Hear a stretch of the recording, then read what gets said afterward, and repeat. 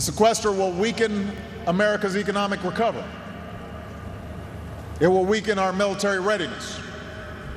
And it will weaken the basic services that the American people depend on every single day.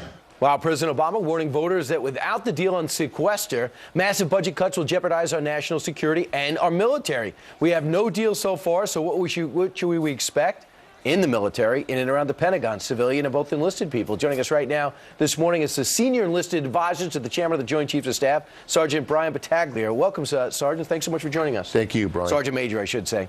First off, what's the word? How does this feel inside the Pentagon? Is there a sense of panic, sense of worry? What are you thinking? Well, there's worry, Brian, and there's concern. We're all sitting on the edge of our seats. Of course, if sequestration is in fact triggered, we're all going to get stung as a Department of Defense. What do you ever say to yourself? How did you get us involved in this? Why does the military, no matter what the costs are, why is the military forced to shoulder 50% of those cuts? Well, we are part of America, and over the past decade, of course, we were fighting in conflict both in Iraq and Afghanistan.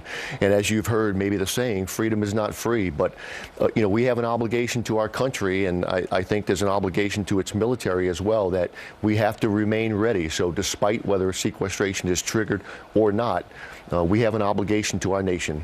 All right, so tell me, since it could happen at 11:59 tonight, and you guys are known as planners for all contingency operations, what changes Monday? What changes in 2 weeks? What changes in 3 weeks? Yeah, well, still yet to be decided. There's planning in place now. We're going to keep our fingers crossed, and hopefully an agreement is reached before 23:59 tonight, or just before midnight. If sequestration is avoided, and we have as a military department the $468 billion over the next 10 years, we have a pretty good plan for that. It's going to hurt. We're going to feel it. It's going to sting, but we can do that and maintain some degree of readiness for our nation to protect our homeland and borders.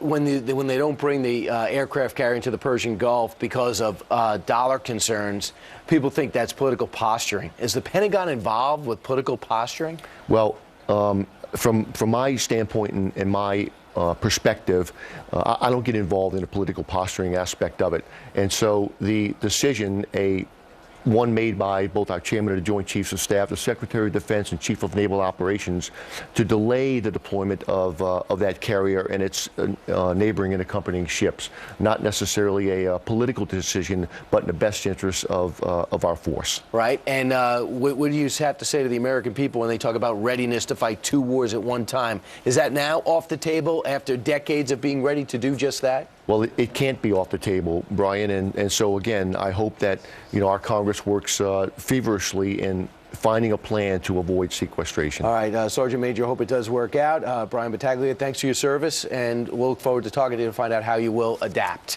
Thank you, Brian. All right, 20 minutes now after the hour. Did you see